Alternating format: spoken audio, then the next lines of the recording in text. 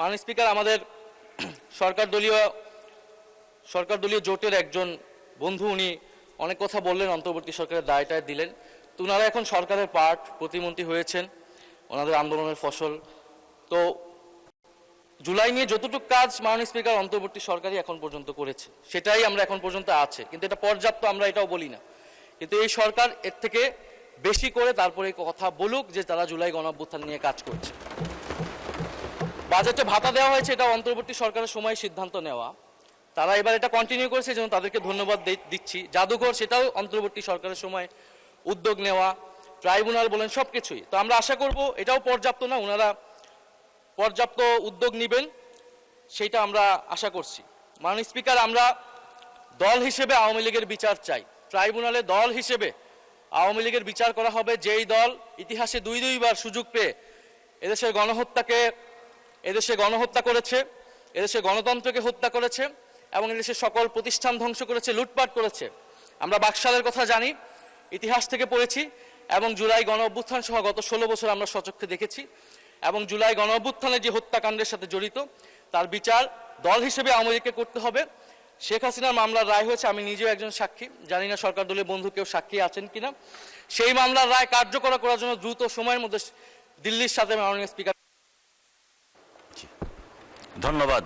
আমরা দুঃখজনকভাবে লক্ষ্য করেছি এবং এটি স্পষ্টতই সত্য যে আমাদের অনেক আহত এবং পঙ্গু আমাদের যোদ্ধারা, আমাদের ভাই বোনেরা শুধুমাত্র সঠিক চিকিৎসা না পাওয়ার কারণে তারা সুস্থ হয়ে উঠতে পারেন। এর দায় অন্তর্বর্তী সরকারের সময়ে যারা স্বাস্থ্য মন্ত্রণালয়ের চিকিৎসার দায়িত্বে ছিলেন তাদেরকে নিতে হবে। আজকে আমাদের অনেক তরুণ বন্ধুরা বিপ্লবী কথাবার্তা বলেন, অথচ দীর্ঘ 18 মাস তারা কিন্তু সরকারের একেবারে অবিচ্ছেদ্য অংশ ছিল, পার্ট ছিল।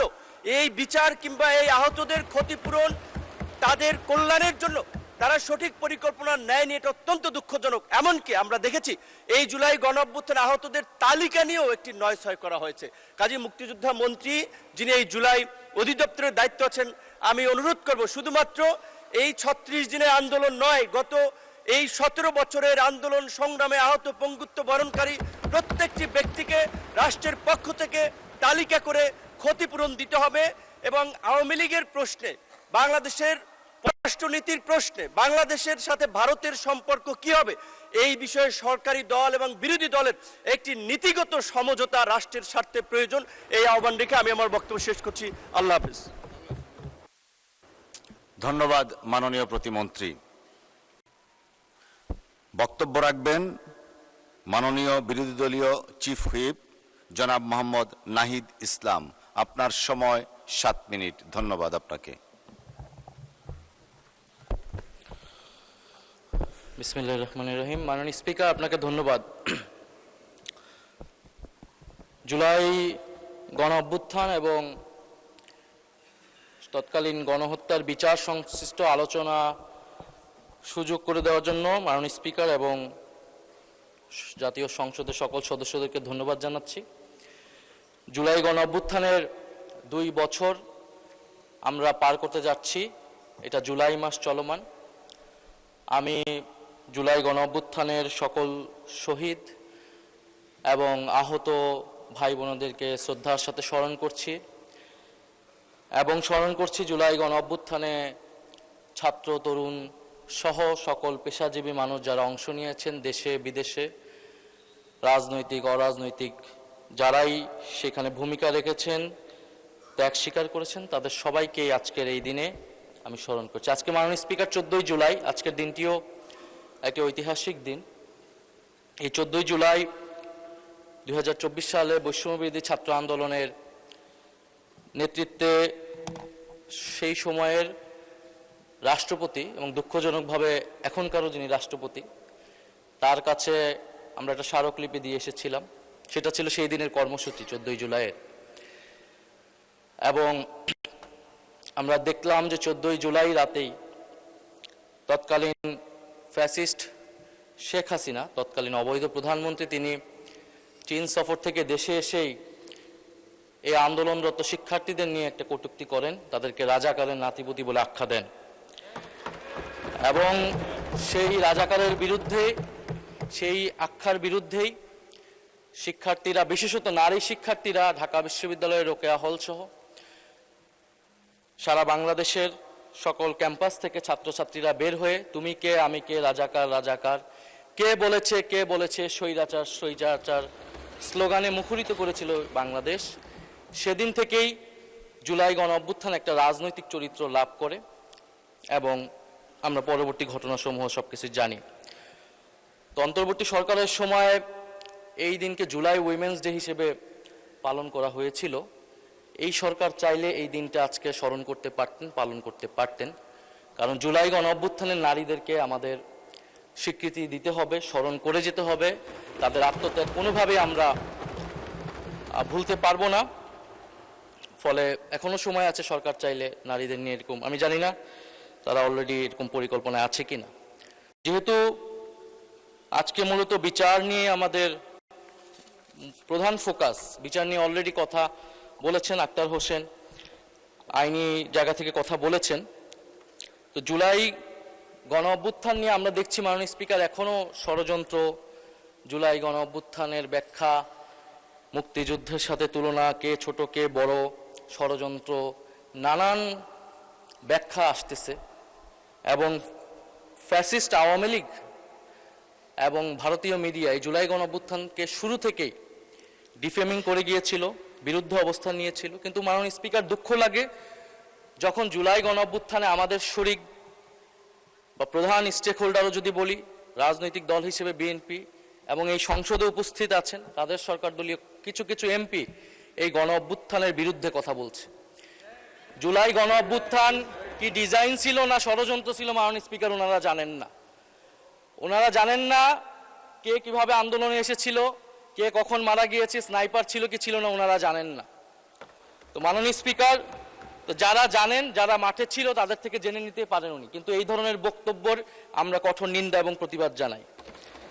মাননীয় স্পিকার, আমরা আরো দেখি এই সরকার দলের বিএনপির সংসদ সদস্য যিনি জুলাই গণ অভ্যুত্থানে যারা মারা গিয়েছেন এবং তাদের সাথে পুলিশি হত্যাকাণ্ডের তুলনা করছেন। এই বয়ানটা আওয়ামী লীগের বয়ান এবং পুলিশের হত্যাকাণ্ড এটা নাকি হাজার ছাড়িয়ে যাবে, হাজারে প্রকাশ করতে হবে, এই ধরনের কথা তিনি টকশোতে গিয়ে বলে বেড়াচ্ছেন। আমরা মুজিব বাহিনীর মুক্তিযোদ্ধাদের ইতিহাস জানি, সেই গল্প আজকে বলবো না মাননীয় স্পিকার। তো কথায় কথায় মুক্তিযুদ্ধকে বিকৃত করা, মুক্তিযুদ্ধের সাথে জুলাই গণ অভ্যুত্থানকে তুলনা করার ষড়যন্ত্র এবং রাজনীতি মাননীয় স্পিকার আমরা কিন্তু ঠিক মতোই বুঝি। মাননীয় স্পিকার, মামলা বাণিজ্য 1499টা মামলা হয়েছে প্রথম আলো একটা রিপোর্টের অনুসারে 5ই আগস্টের পরে। এর মধ্যে প্রথম আলো 40টি মামলা খতিয়ে দেখেছে প্রথম আলোর একটা অনুসন্ধানী রিপোর্টে। মামলার বাদীদের 14 জন বিএনপির সাথে জড়িত। 21টি মামলার হওয়ার আগে পরে কোনো না কোনো আসামির কাছ থেকে অর্থ দাবি, অর্থ লেনদেনের অভিযোগ পাওয়া গিয়েছে। বাকি 19 মামলায় রাজনৈতিক, ব্যবসায়িক, পেশাগত, পারিবারিক দ্বন্দ্ব থেকে অনেককে আসামি করা হয়েছে বলে অভিযোগ করেছেন ভুক্তভোগী ব্যক্তি ও তাদের স্বজনরা। আমার কাছে নামগুলোও আছে, অনেকগুলা রিপোর্ট এসেছে বিএনপির কারা কারা তৃণমূলে এই অনেকগুলা ভুয়া মামলা করেছে, যে মামলায় যে আসল আসামি, যে গণহত্যাকারী তার নামও আছে, আবার একজন সাধারণ ব্যবসায়ী বা ব্যক্তিগত দ্বন্দ্ব আছে তার নামও আছে। এমনকি বিএনপির অনেক নেতাকর্মীরও নাম আছে, তার অন্য পক্ষ হলে, অন্য কোরাম হলে তাদের নামও সেই মামলায় ঢুকিয়ে দেওয়া হয়েছে। এই হচ্ছে মাননীয় স্পিকার মামলার সারা দেশে যে সাধারণ মামলাগুলো, এবং অন্তর্বর্তী সরকারের সময় স্বরাষ্ট্র মন্ত্রণালয় থেকে উদ্যোগ নেওয়া হয়েছিল এই মামলাগুলোকে স্ক্রুটিনি করা। স্বরাষ্ট্রমন্ত্রী ভালো বলতে পারবেন এখন কি অবস্থায় আছেন। তারপরে মাননীয় স্পিকার আইসিটির ট্রাইব্যুনাল, তো ট্রাইব্যুনালের চিফ প্রসিকিউটর ওনারা সরিয়ে দিলেন, ওনারা ক্ষমতায় এসে কেন সরিয়ে দিলেন এর কোনো ব্যাখ্যা আমরা ওনাদের কাছ থেকে পাইনি। তা আমরা আশা করেছি যে উনি সরিয়ে দিয়েছেন ওনারা, যে এই কাজ, মামলার কাজ যাতে দ্রুততার সাথে এগোয়, আরো দক্ষতার সাথে যাতে ওনারা বিচারগুলো করতে পারেন। মাননীয় স্পিকার একটু সময় বাড়িয়ে দিবেন। মাননীয় স্পিকার, এই সরকার গঠিত হওয়ার পর কিছু রায় এসেছে, কিন্তু এই রায়গুলা, এই মামলার সব প্রসিডিওর আগের প্রসিকিউশন টিমই সম্পন্ন করে গিয়েছে। নতুন করে 3টি মামলার অভিযোগ গঠন করা হয়েছে, যার সবগুলো প্রসিকিউশন তদন্ত, আগের প্রসিকিউশন তদন্ত সম্পন্ন করেছে। আমার জানা মতে নতুন করে কোনো মামলার তদন্ত প্রক্রিয়া বর্তমান প্রসিকিউশন আগাতে পারেননি। মাননীয় আইনমন্ত্রী হয়তো ভালো আমাদেরকে সঠিক তথ্যটা দিতে পারবেন। আমি যদি ভুল হয়ে থাকে আমি খুশি হব যদি দ্রুততার সাথে আগায়, এটা আমাদের সকলের জন্যই সুখবর থাকবে। মাননীয় স্পিকার, যদি জি, আপনাকে আর 2 মিনিট বাড়িয়ে দেওয়া হলো, ধন্যবাদ। মাননীয় স্পিকার, আমাদের একজন সংসদ সদস্য বলেছেন বিরোধী দলীয় যে এই ট্রাইব্যুনাল দিয়ে বিচার সম্পন্ন করতে হলে দক্ষ বিচারক লাগবে, ট্রাইব্যুনাল বাড়াতে হবে। অন্তর্বর্তী সরকারের বাস্তবতা আমরা জানি, সেই সময় অনেক ধরনের চাপ ছিল, সরকারের সময় নির্ধারিত ছিল না, কিন্তু এই সরকার তো 5 বছরের জন্য নির্বাচিত সরকার। ট্রাইব্যুনাল নিয়ে তাদের পরিকল্পনা কি? এই ট্রাইব্যুনাল দিয়ে এই বিচার প্রক্রিয়া সঠিকভাবে সম্পন্ন করা যাবে না সঠিক সময়ের মধ্যে। ফলে প্রসিকিউশন টিমে দক্ষ আইনজীবী নিয়োগ এবং ট্রাইব্যুনাল বাড়ানো নিয়ে সরকারের কি পরিকল্পনা আমরা জানতে চাই। মাননীয় স্পিকার, আমাদের সরকার দলীয় জোটের একজন বন্ধু, উনি অনেক কথা বললেন, অন্তর্বর্তী সরকারের দায়টায় দিলেন। তো ওনারা এখন সরকারের পার্ট, প্রতিমন্ত্রী হয়েছেন, ওনাদের আন্দোলনের ফসল। তো জুলাই নিয়ে যতটুকু কাজ মাননীয় স্পিকার অন্তর্বর্তী সরকারই এখন পর্যন্ত করেছে, সেটাই আমরা এখন পর্যন্ত আছে, কিন্তু এটা পর্যাপ্ত আমরা এটাও বলি না। কিন্তু এই সরকার এর থেকে বেশি করে তারপরে কথা বলুক যে তারা জুলাই গণঅভ্যুত্থান নিয়ে কাজ করছে। বাজেটে ভাতা দেওয়া হয়েছে, এটা অন্তর্বর্তী সরকারের সময় সিদ্ধান্ত নেওয়া, তারা এবার এটা কন্টিনিউ করেছে, যেন তাদেরকে ধন্যবাদ দিচ্ছি। জাদুঘর, সেটাও অন্তর্বর্তী সরকারের সময় উদ্যোগ নেওয়া, ট্রাইব্যুনাল বলেন, সবকিছুই। তো আমরা আশা করব এটাও পর্যাপ্ত না, ওনারা পর্যাপ্ত উদ্যোগ নেবেন, সেটা আমরা আশা করছি। মাননীয় স্পিকার, আমরা দল হিসেবে আওয়ামী লীগের বিচার চাই। ট্রাইব্যুনালে দল হিসেবে আওয়ামী লীগের বিচার করা হবে, যেই দল ইতিহাসে দুইবার সুযোগ পেয়ে এদেশে গণহত্যা করেছে, এদেশে গণতন্ত্রকে হত্যা করেছে এবং এদেশের সকল প্রতিষ্ঠান ধ্বংস করেছে, লুটপাট করেছে। আমরা বাকশালের কথা জানি, ইতিহাস থেকে পড়েছি, এবং জুলাই গণঅভ্যুত্থান সহ গত 16 বছর আমরা সচক্ষে দেখেছি। এবং জুলাই গণঅভ্যুত্থানের যে হত্যাকাণ্ডের সাথে জড়িত, তার বিচার দল হিসেবে আওয়ামী লীগকে করতে হবে। শেখ হাসিনার মামলার রায় হয়েছে, আমি নিজেও একজন সাক্ষী, জানি না সরকার দলীয় বন্ধু কেউ সাক্ষী আছেন কিনা। সেই মামলার রায় কার্যকর করার জন্য দ্রুত সময়ের মধ্যে দিল্লির সাথে মাননীয় স্পিকার।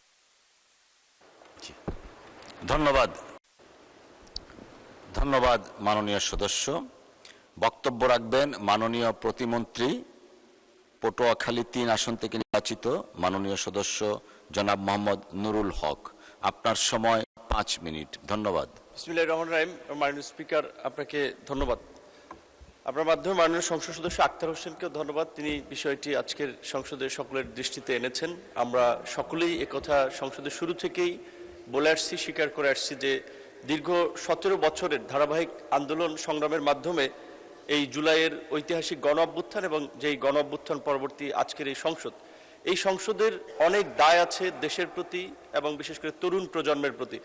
আমাদের কিছুক্ষণ পূর্বেই একজন মাননীয় সংসদ সদস্য, একজন শহীদের মা, তিনিও বলেছেন তিনি প্রতিনিয়তই সন্তান হারানোর ব্যথায় তিনি নিমজ্জিত থাকেন।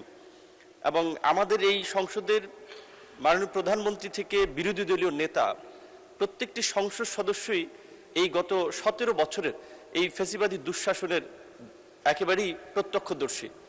আমরা জানি যে 1/11-এর সেই বিতর্কিত সরকারের নীল নকশায়, এবং এটা স্পষ্টতই আজকে বলতে হবে যে এটা আমাদের প্রতিবেশী রাষ্ট্রের একটি ষড়যন্ত্রে আমরা দেখেছি, বাংলাদেশের গণতন্ত্রকে ধ্বংস করে একটি ফ্যাসিবাদী রাষ্ট্রে পরিণত করার জন্য কিভাবে সেই বিতর্কিত একটি নির্বাচন করেছিল, যে নির্বাচনের মধ্য দিয়ে আওয়ামী লীগ ক্ষমতায় এসে পর্যায়ক্রমে বাংলাদেশের স্বাধীনতা সার্বভৌমত্বের প্রতীক সেনাবাহিনীকে পঙ্গু করার জন্য প্রথমেই পিলখানা বিদ্রোহের নামে মেধাবী সেনা অফিসারদেরকে হত্যা করা হয়। আপনি দেখেন যে বাংলাদেশের ঐতিহাসিক যতগুলো পরিবর্তন আছে, 71-এর মুক্তিযুদ্ধ থেকে শুরু করে 90-এর স্বৈরাচার বিরোধী আন্দোলনে কিংবা সর্বশেষ জুলাই গণ অভ্যুত্থানেও সেনাবাহিনী যখন একটা প্রো পিপল পজিশন নিয়েছে, তখন এদেশের জনগণের জয় হয়েছে। সেই সেনাবাহিনীকে পঙ্গু করার জন্য পিলখানার হত্যাকাণ্ড থেকে শুরু করে সেই সময়ের এই দেশের ইসলাম প্রিয় আলেম ওলামাদেরকেও একটা নির্মম নিষ্ঠুরতার মধ্যে দিয়ে শাপলা চত্বরে কি বর্বরোচিত হত্যাকাণ্ড ঘটানো হয়েছিল আমরা জানি। এমনকি এদেশের জাতীয়তাবাদী শক্তির প্রতীক একজন গৃহবধূ থেকে এই দেশের মানুষের, এই জাতির প্রয়োজনে রাজনীতির মঞ্চে এসেছিলেন, বাংলাদেশের মানুষকে নেতৃত্ব দিয়েছেন, বাংলাদেশকে বিশ্ব দরবারে তুলে ধরেছিলেন বেগম খালেদা জিয়ার, তার স্বামীর স্মৃতি বিজড়িত আমরা দেখেছি, তার সন্তানদের স্মৃতি বিজড়িত, তার পারিবারিক সেই বাড়ি থেকে কি নির্মম নিষ্ঠুর পৈশাচিকভাবে তাকে আপনার সেখান থেকে সরিয়ে দিয়েছিল, এবং সেটি নিয়ে আপনার উল্লাস করে বলেছিল যে আমি সেদিনই সিদ্ধান্ত নিয়েছিলাম, যেদিন আমাকে ক্যান্টনমেন্টে ঢুকতে দেয় নাই, আমি ওই বাড়ি থেকে তাকে বের করব। এমনকি আজকের মাননীয় প্রধানমন্ত্রী তিনি কিছুদিন আগেই একটি আলাপচারিতা বলেছেন যে তার মেরুদণ্ডের একটি হাড় বাঁকাভাবে জোড়া লেগেছে, কিন্তু তিনি প্রতিশোধ নিতে চান না। সেম ঘটনা আমাদের অনেকের আছে। মাননীয় প্রধানমন্ত্রী উদারভাবে দেশ চালাচ্ছেন, সংসদে সরকারি দল বিরোধী দল অত্যন্ত কনস্ট্রাকটিভ ডিবেটের মধ্যে দিয়ে বাংলাদেশকে এগিয়ে নিচ্ছেন।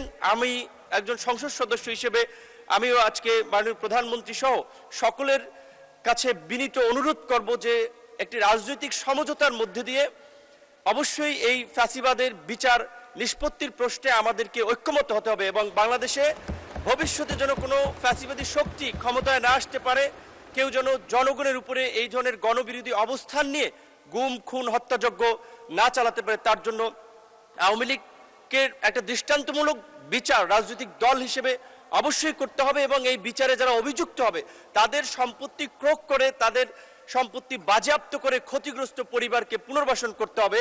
আমাদের আজকের বিরোধী দলীয় চিফ হুইপ থেকে শুরু করে অনেকে আছেন এখানে যারা ইন্টারিম গভর্নমেন্টের সময়ও দায়িত্বে ছিলেন কয়েকজন।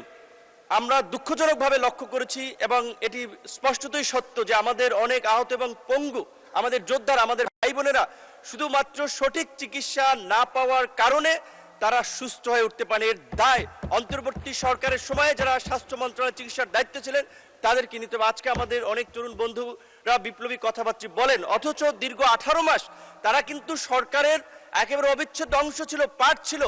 এই বিচার কিংবা এই আহতদের ক্ষতিপূরণ, তাদের কল্যাণের জন্য তারা সঠিক পরিকল্পনা নেয়নি, এটা অত্যন্ত দুঃখজনক। এমনকি আমরা দেখেছি এই জুলাই গণঅভ্যুত্থানে আহতদের তালিকা নিয়েও একটি নয়ছয় করা হয়েছে।